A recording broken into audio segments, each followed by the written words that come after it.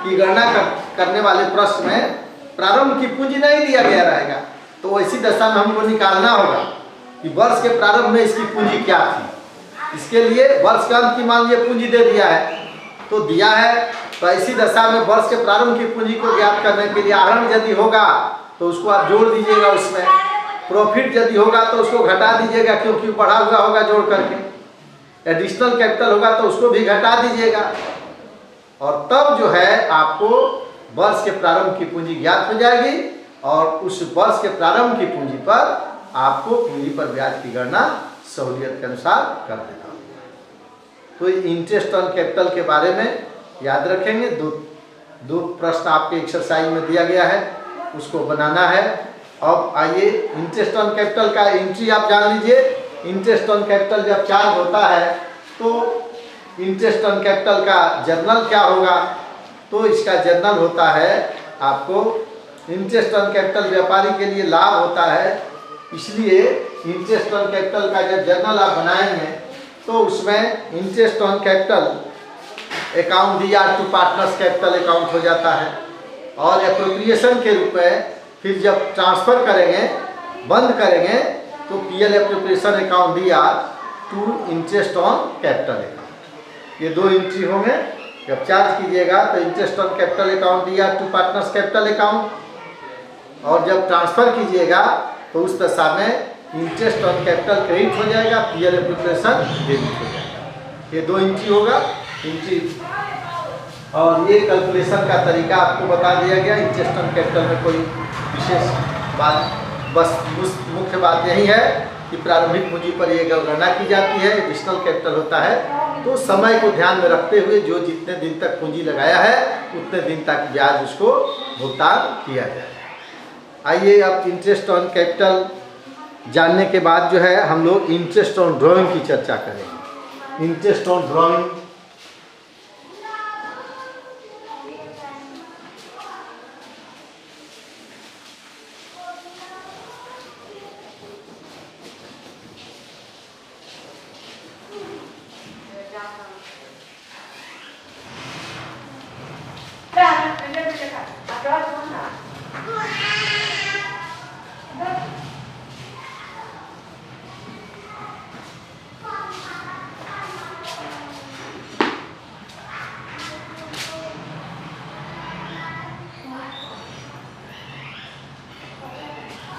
आहरण पर ब्याज।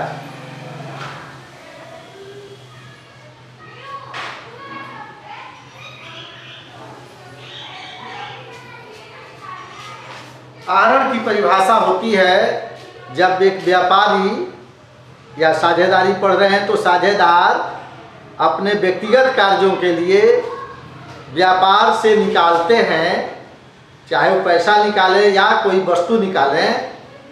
जब व्यापारी द्वारा अपने व्यापार से अपने व्यक्तिगत खर्च के लिए व्यापार से धन या वस्तुएं निकाल ली जाती है तो उसको आहरण कहा जाता है। व्यापार द्वारा आहरण पर ब्याज चार्ज किया जाता है, क्योंकि व्यापारी जब अपना पूंजी देता है तो उस पर ब्याज लेता है, तो उसी तरह से व्यापार से जब आप पैसा निकालेंगे बीइंग ए प्रोप्राइटर तो आपको भी ब्याज देना पड़ेगा। तो याद रखेंगे इंटरेस्ट ऑन कैपिटल के ठीक है उल्टा कंसेप्ट इसका होगा, व्यापार के लिए आहरण पर ब्याज आय है और व्यापारी के लिए यह हानि है, व्यय है, क्योंकि इससे उसकी पूंजी घट जाती है। ठीक है, अब आइए आहरण पर ब्याज की गणना कैसे की जाती है, इसके संबंध में भी याद रखना होगा कि आहरण पर ब्याज तभी चार्ज किया जाएगा जब साझेदारी संलेख में इसका जिक्र होता है।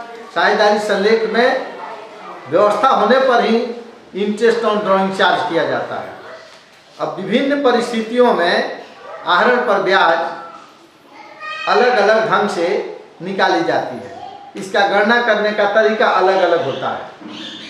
ठीक है, इसलिए आहरण पर ब्याज के संबंध में कुछ प्रमुख बातें हैं, उस बात को याद रखिए। इंटरेस्ट ऑन ड्राइंग जब भी चार्ज होगा तो याद रखिएगा इसका जर्नल जो होगा व्यापार की बही में होगा partners capital account DR to interest on drawings account. और इंटरेस्ट ऑन ड्राइंग जब बंद कीजिएगा तो इंटरेस्ट ऑन ड्राइंग अकाउंट या टू पीयर एप्रोप्रिएशन अकाउंट, जो जनरली होता है इसका, पहले भी आप इंटरमीडिएट फर्स्ट ईयर में पढ़े हैं इंटरेस्ट ऑन ड्राइंग के बारे में। ठीक है, ये 2 एंट्री होता है। अब आइए इसकी गणना कैसे की जाएगी। मेन फोकस डालना है हाउ इट इज कैलकुलेटेड। आहरण पर ब्याज की गणना करने के लिए प्रश्न में भिन्न भिन्न परिस्थितियां आपको मिलेगी। आहरण पर ब्याज की गणना करते समय देखना होगा कि आहरण कब किया गया है और आहरण की राशि क्या है। These 2 factors are very important at the time of calculating the interest on capital, interest on drawings। आहरण कब किया गया, कब निकाला गया पैसा साझेदार के द्वारा, और आहरण की राशि क्या है। These 2 factors are very important facts at the time of calculating interest on drawings। आइए विभिन्न परिस्थितियों में कुछ नियम है, उसको आप समझ लें, आपको आसानी होगी interest on capital, interest on drawing निकालने में। इसमें 5-7 पॉइंट्स मैंने नोट्स में लिखा दिया है, आप उसको नोट कर लेंगे, उसके बाद आसानी से सारी बातें समझ में आ जाएगी। आपको समझा दे रहे हैं, समझ लीजिए। यदि आहरण यानी कि पैसे की निकासी साझेदार द्वारा भिन्न भिन्न तिथियों पर किया गया है और राशि भी भिन्न भिन्न है, अलग अलग है, कभी 1 जनवरी को निकाला, अगले महीना में वो 15 फरवरी को निकाल लिया, मार्च में जो है वह जो है आपको 10 फरवरी को निकाल लिया। There are different dates of drawings and there are different amount of drawings. जब अलग अलग तिथियों पर अलग अलग राशियों की निकासी की गई होगी तो ऐसी दशा में ब्याज की गणना करने के लिए आहरण पर ब्याज की गणना करने का 2 तरीका होता है। एक होता है सिंपल मेथड, एक होता है प्रोडक्ट मेथड। सिंपल मेथड में क्या है भैया, जब से निकाला गया उस समय से लेके वर्ष का अंतिम तिथि तक देख लो कि कितने दिन तक ये पैसा रहा, कितने दिन का ब्याज निकाल दीजिए। जैसे देखिए 2 विधियां हैं। ये प्रथम बात आप याद रखेंगे, जब आहरण की तिथि एवं आहरण की राशि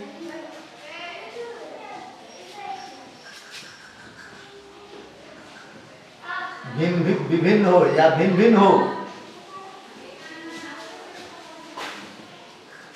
तो ऐसी दशा में 2 विधि है। 2 विधियों से गणना कर सकते हैं, एक सिंपल मेथड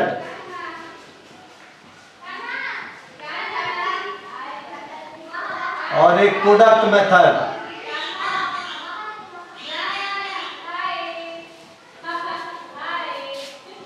साधारण विधि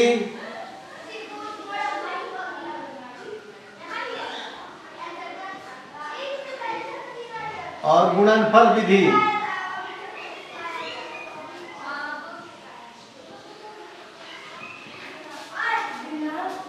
साधारण विधि में क्या है, जिस डेट से निकाला गया है जितनी राशि उतने दिन का अलग अलग ब्याज निकालिए। जैसे 1 जनवरी को निकाला तो 1 जनवरी से दिसंबर तक 365 दिन होगा, 365 दिन का उस पर ब्याज निकाल लीजिए। फिर फरवरी में वो 15 फरवरी से निकाला था, 15 फरवरी से दिन गिनिए 31 दिसंबर तक, जितना दिन आएगा उतने दिन का निकाल लीजिए, तो जितनी राशि होगी। तो दिस इज सिंपल मेथड। साधारण विधि में लंबा आपको थोड़ा सा कैलकुलेशन करना होगा, जब जब निकाला अलग अलग प्रत्येक का निकाला जाता है, उसको साधारण विधि कहेंगे। प्रोडक्ट मेथड क्या है कि इसके अंतर्गत क्या स्टेप होगा समझ लीजिए। प्रोडक्ट मेथड में देखिए